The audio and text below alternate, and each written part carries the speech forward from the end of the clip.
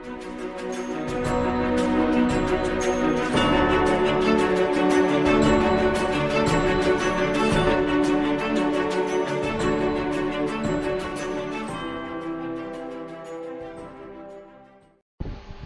we are studying leveling, we should be aware about some background terms which are used in leveling. Therefore, this documentary or this video, we will see what are these important concepts as well as lines. Now, if you look at it, this figure, there is one small triangle over here, that is mean sea level, and then this is a land surface. We have placed at horizontal exactly average level of the sea, and then taken one staff, taken one reading over here and another reading over here. Now we can calculate reduced level of this line with respect to mean sea level. Means all the contour elevations or benchmark we see, every benchmark is from mean sea level. Please remember this. Now mean sea level is continuously varying, but it is not like this. We have taken 19 years of average, 1 hour per hour, 1 hour means the average of 19 years observations taken every hour is averaged, and it is not on the sea, but there is one special arrangement near the sea where you can have one tunnel and a tube here, and then this level is monitored so that the disturbance of waves is not there.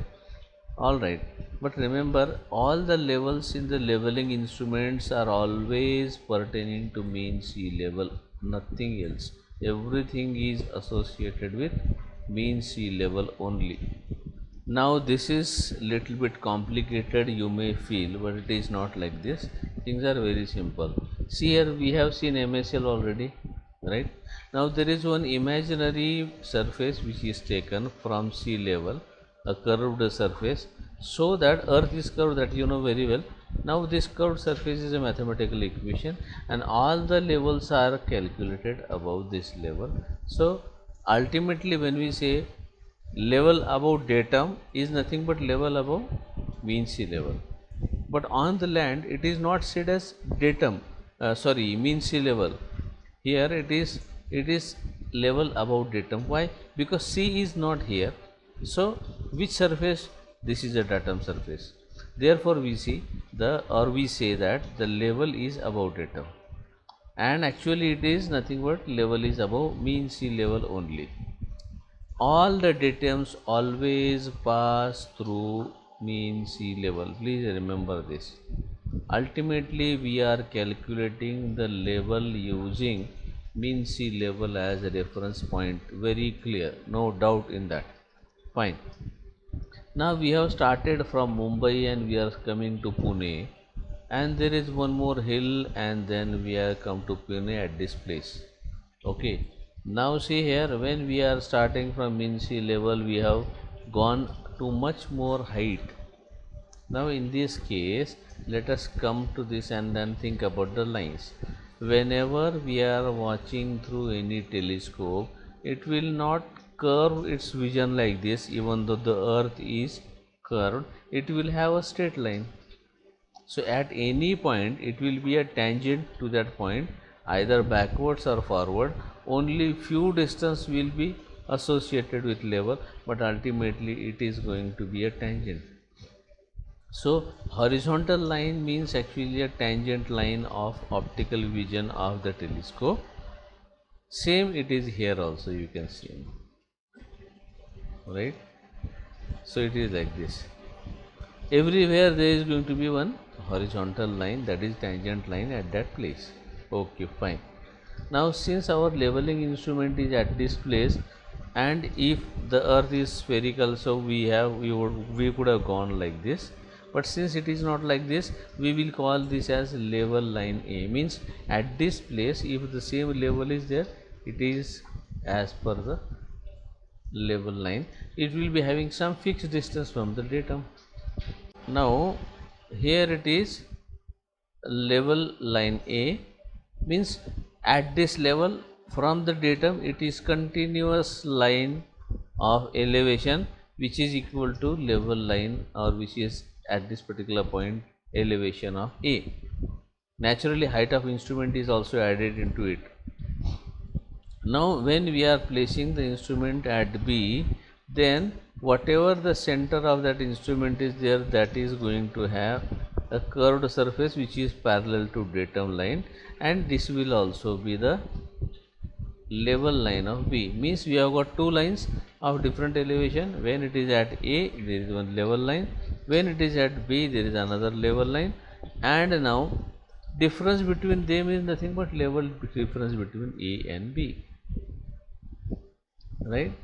Now when we are using the bubble tube, flat bubble or the bubble tube, we are actually making the telescope horizontal, and gravity is pulling the liquid downwards. Therefore this line is nothing but a vertical line. If you drop a perpendicular from the leveling instrument which is going to the center of the earth, it is a vertical line. Same is the case in this situation. Vertical line will always be perpendicular to horizontal line. Look at this. So now things are very clear with you that sea level is there, mathematical surface is taken, that surface is called as datum line, and all the levels are above the datum lines. Now at a particular instrument position, if it is placed, one level, that line, imaginary line, if you continuously follow above the datum line with the same elevation, that is called as level line A. If it is from other point, it will be level line B. Right? Now the terms are very clear. MSL, datum line, horizontal line, level line. Okay, and now difference in the elevation. So these are the important lines which we are coming across when we are using leveling instrument. Is it not interesting to understand this? Now let us see about the instrument. This is another issue. Previous was related to environment. Now this is associated with the instrument. Now here the same thing is common, that is a vertical line. Okay. Now this is the ground on which the instrument is placed. If you consider this point is going to be the level line. See here, this is going to be a level line. Okay. What is happening, even though we have thought it that the telescope will see like this, it is not. It is because the atmospheric layers of air, it is changing its direction and slowly going down. So this is not coinciding with horizontal line, even though theoretically it is like this. Therefore this line is called as line of sight, and tangent which is drawn is called as horizontal line. Okay, so horizontal line, line of sight, and level line, these are the three lines which are associated with leveling instrument. Apart from that, there are some interesting things in the leveling. See here, this is horizontal line, that is tangential line from this position. Now this is the level line that we are actually seeing.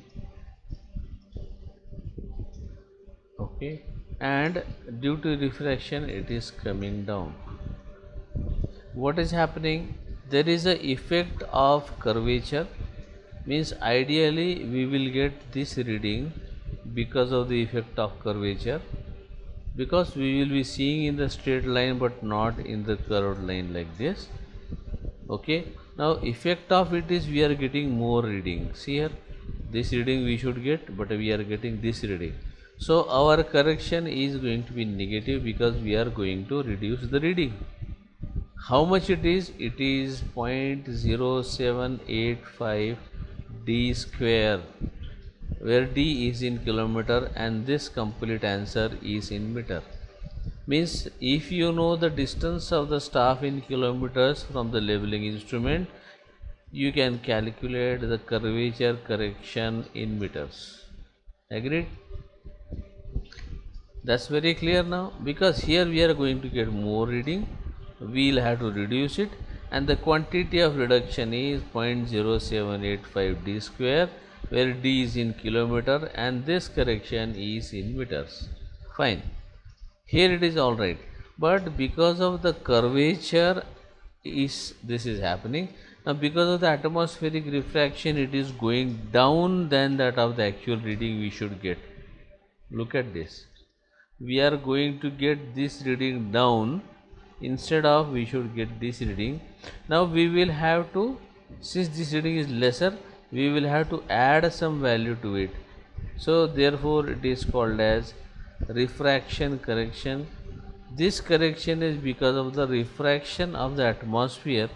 Since it is giving lesser reading than actual, so this is the addition which is required to be made in the observation. Means if we take some observation, we deduct this and we add this to this much value, 0.0112 d square meters, where d is in kilometers. So now why not to combine them, both of them together, and call it as a combined correction? So what we have done is, we have now combined both of them and developed one correction that is called as combined correction, and this correction is actually sum of the curvature correction as well as refraction correction also. Okay, so this is how we can apply corrections to the line of sight at any position of the staff.